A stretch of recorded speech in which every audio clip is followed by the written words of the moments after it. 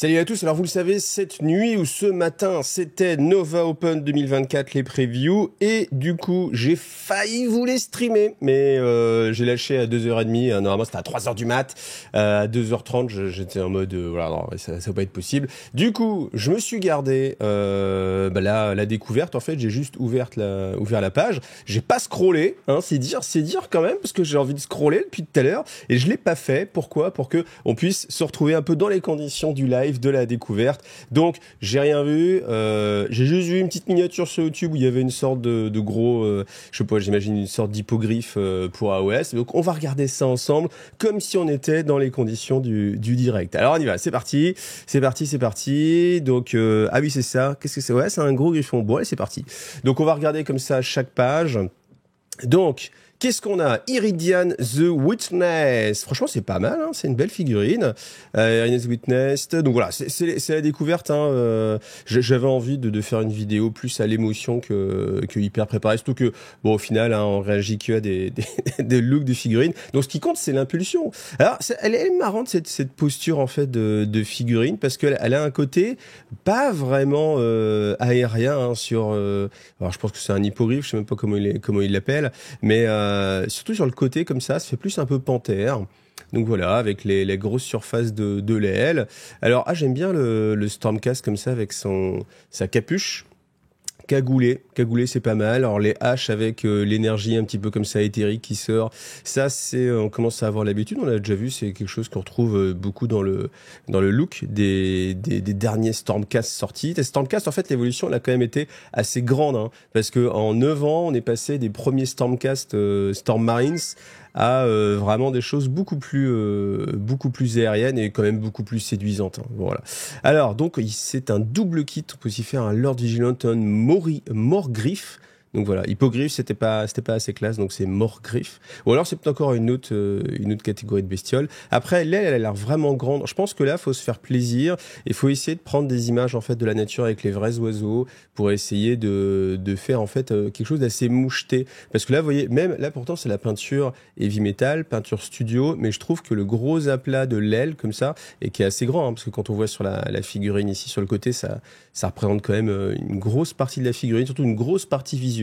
Quand vous l'avez là, faut que ce soit travaillé. Après, je pense que vous voyez, comme sur le côté là, avec des petits traits comme ça, vraiment vite fait, genre on se prend pas la tête, on fait quelque chose de naturel, c'est-à-dire de pas homogène. Il y a moyen de faire, vous voyez, juste le bout de l'aile partout. Je pense que ce serait carrément plus sympa. La tête est très bien peinte en tout cas. Voilà, bon, belle grosse figurine qui va sortir.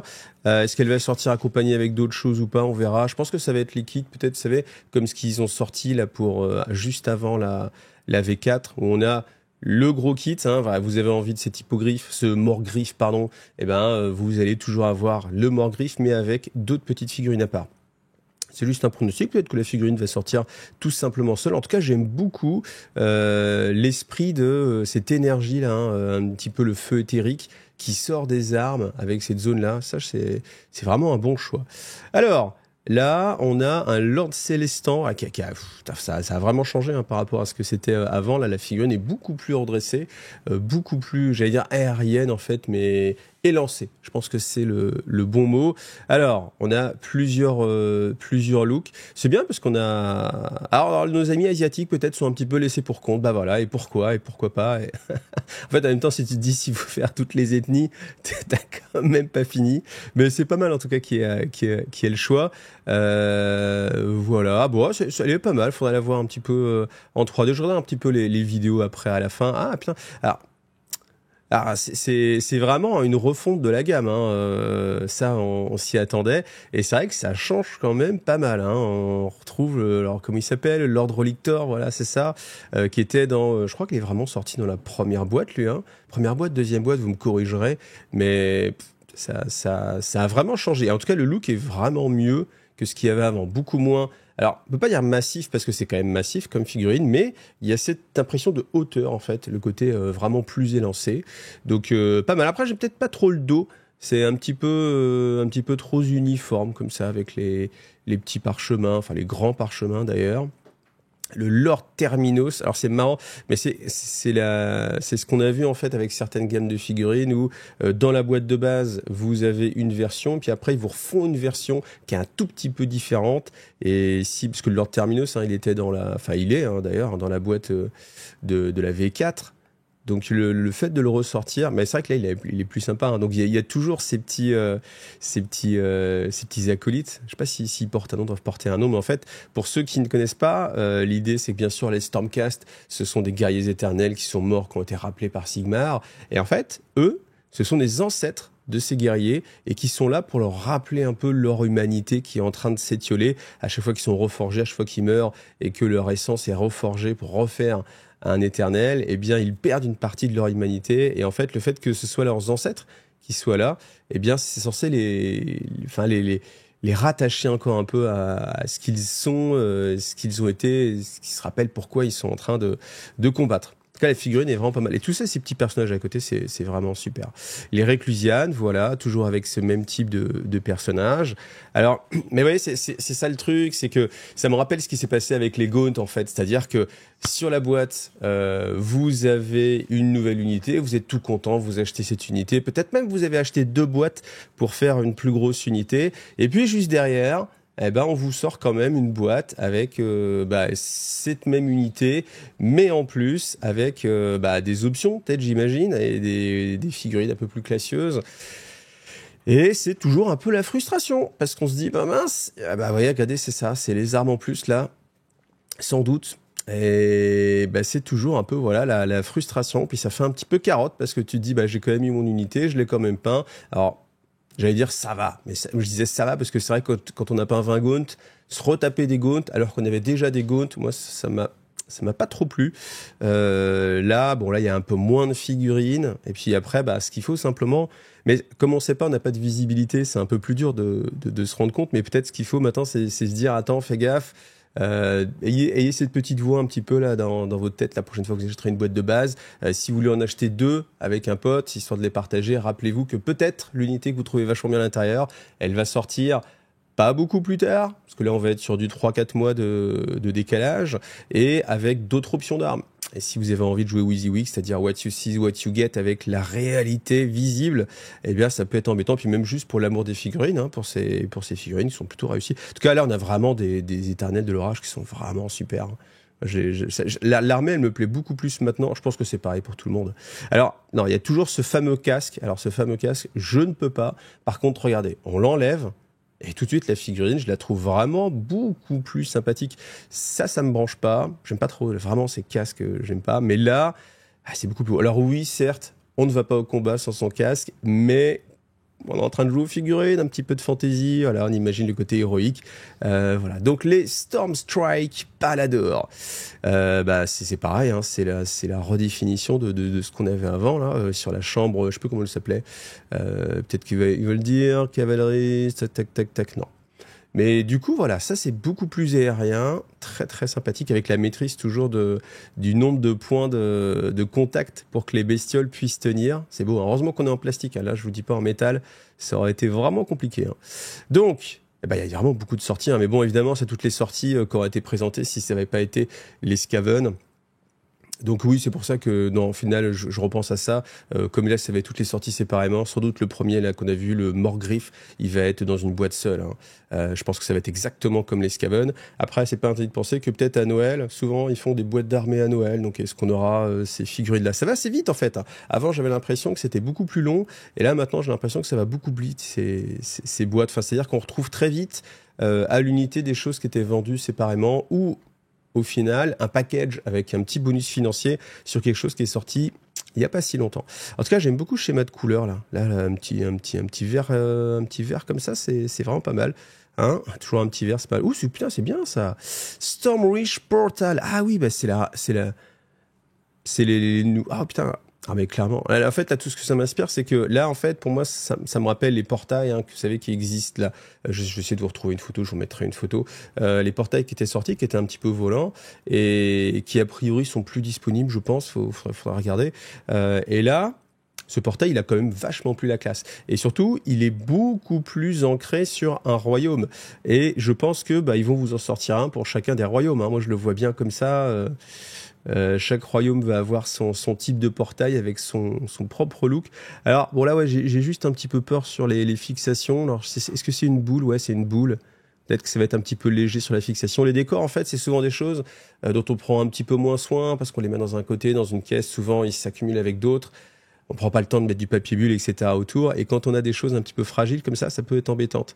Pareil sur la hauteur, en fait. La hauteur des décors, c'est important parce que quand vous voulez les ranger dans des caisses, ça peut être un peu embêtant qu'on ait une grosse boule au-dessus. Par contre, là, on est vraiment sur un décor en volume. Là, on le voit, où on a la même chose de chaque côté avec cet effet portail. Je le préfère, hein, celui d'avant, et surtout après, en termes de jeu, je pense que ça va être plus sympa parce que ça prend une plus grande surface au sol. Vous voyez, on peut choisir un peu les... Sur le côté, alors non, il va y en avoir un de chaque côté, je pense. Mais du coup, ça, c'est pas mal. Beau décor, ça fait plaisir parce que les décors, en plus les décors AOS, vous pouvez les réutiliser dans d'autres jeux. Hein, si on est amoureux du multijeu, je pense que ça passe bien. Ils sont pas trop connotés. Franchement, ça peut passer sur n'importe quel jeu, hein, du Frostgrave typiquement. Là, vous avez un méga portail magique. Donc le Battletome Stormcast, évidemment, la version collector avec les cartes, et puis voilà. Roadmap 2024, à venir 2025.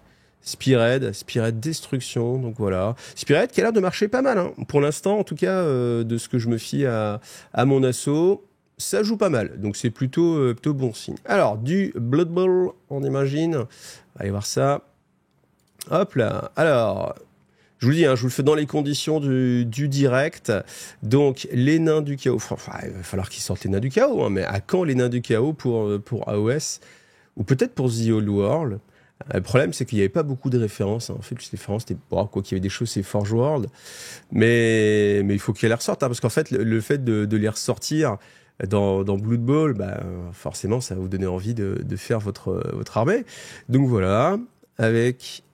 Alors, c'est une armée mixée, en fait. On a des nains et des gobs. Voilà. Bon, très bien. Est-ce qu'ils sont jolis? Ouais.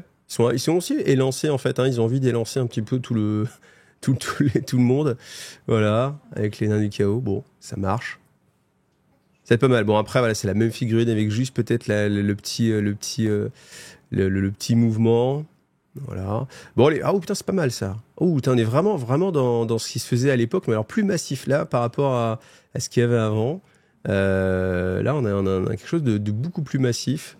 Voilà. Ah, Monsieur Krakou, est-ce que tu vas craquer? C'est pas, hein. C'est pas. Donc voilà, le Spike qui va sortir. Et puis, allez, on continue. Alors, ensuite, Warhammer 40 000. Ah, Warhammer The Old World. Alors, ça va être quoi? Ça va être les plans.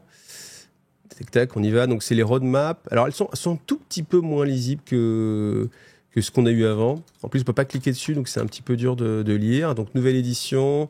Lord of Great Faction. Ouais, Load, pardon. Ah non, mais je voulais du lore. Moi, j'aime le lore. Hein. Donc, les dataslate. À venir. Ouais, 2025, Astra Militarum, Eldari, Imperial Knight. Donc voilà, ça. Bon, Astra Militarum, tant mieux, hein, parce que c'est pas mal, parce que s'il faut attendre aussi longtemps que ce qui avait été le cas avant, alors qu'il y a quand même eu des nouvelles figurines qui sont sorties pour l'Astra Militarum, c'est vraiment un petit peu dommage. Pas de nouvelles figurines, on est juste sur les roadmaps, donc on va regarder un petit peu toutes les roadmaps. Celle-ci, on vient de la voir. Horus Heresy, The Old World. Alors, donc là, tout ce qui est sorti jusqu'ici. Ah, qu'est-ce qu'on voit? Des tanks. Ah, il y a pas mal de tanks. Bon, à tous les tanks qu'on connaît plus ou moins.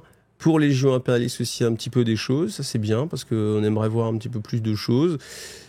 Typiquement, bon, après, ça reste de l'hérésie d'Horus, mais moi, je garde espoir qu'un jour, je ne sais pas quand, il y ait une ouverture de Légions impérialistes vers peut-être d'autres factions. Alors oui, ça se passe à l'époque de l'hérésie d'Horus, mais on peut imaginer qu'ils nous sortent d'une version 40 000, et franchement, ça ferait un tabac. Mais je pense qu'il faut d'abord que, bien évidemment, les factions de Légion impérialistes soient assez riches. Mais en même temps, là, on a quand même beaucoup de figurines, parce qu'ils ont sorti beaucoup de choses.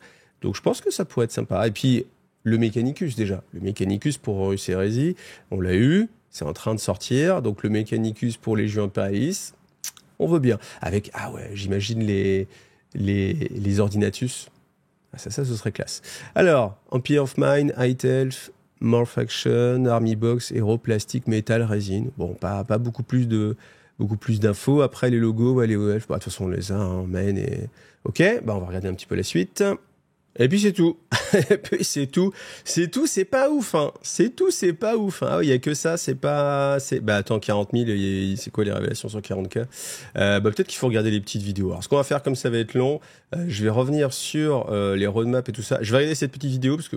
Mais en même temps, je pense pas, parce que sinon ils auraient sorti les figurines. Mais on sait jamais, il y a peut-être quelque chose d'intéressant à choper à l'intérieur. Alors bon, je regardais la petite vidéo sur Horus Heresy. Bon voilà, il dit qu'ils vont continuer à sortir énormément de choses. Pour Légion Imperialis, eh bien, il a cité Custodes, il a cité Mechanicum. Donc en effet, on va avoir ce genre de choses qui vont arriver pour Légion Imperialis, mais pas tout de suite. Faudra attendre encore un petit peu.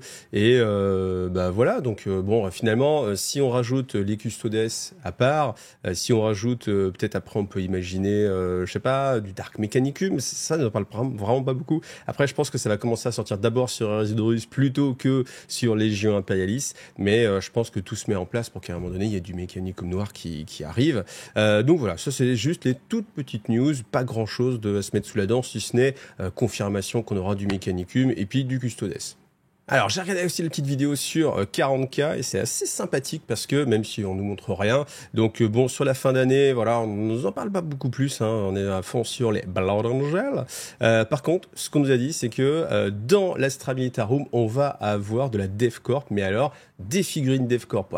Donc j'imagine qu'on aura peut-être, je sais pas, il y a des variantes, hein, en fait. C'est là à l'époque de Forge World, eh bien on avait des versions différentes suivant le monde Forge. Donc on avait le Lucius Pattern souvent. On pouvait imaginer, voilà, sur la DevCorp, il y avait aussi des tanks un peu spécifiques à l'intérieur. Il y avait un petit peu comme dans la Première Guerre mondiale, quand on avait les tanks qui passaient dans les tranchées, en fait, pour pas qu'ils tombent derrière. Il y avait une sorte d'arc à l'arrière. Eh bien, on va retrouver ça, je pense. Hein, ça, c'est mon pronostic sur la DevCorp. Donc, des nouvelles figurines pour la DevCorp avec le Codex Astra Militarum qui va sortir. Et puis, pour les Eldar aussi, des guerriers aspects. Attends, la vache, ça fait juste 25 ans qu'on attend les guerriers aspects. Donc, on a eu déjà quelques sorties, hein, et comme ils le disent, avec Kill Team, on a eu les Scorpions, on a eu d'autres choses. Hein, là, je repensais à la DevCorp, parce que c'est vrai que sur la première boîte de Kill Team, on avait cette magnifique unité de DevCorp.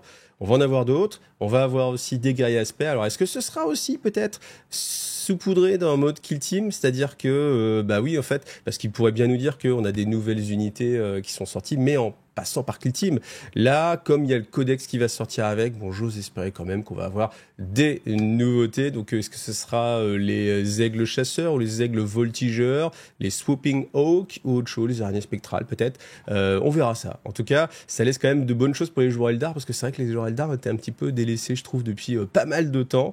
Et puis, bah voilà. En tout cas, c'était tout pour cette révélation. Bon, c'était pas ouf, parce que nous, ce qu'on attend, c'est quand même de la figouze. Et là, bon, alors sur Edge of Sigmar, on était cool, mais on a eu tous les Stormcast, mais du coup c'était un peu maigre en niveau figurine. Voilà, n'hésitez pas à me dire ce que vous en avez pensé, puis en tout cas on se retrouve dans le champ commentaire pour parler de tout ça.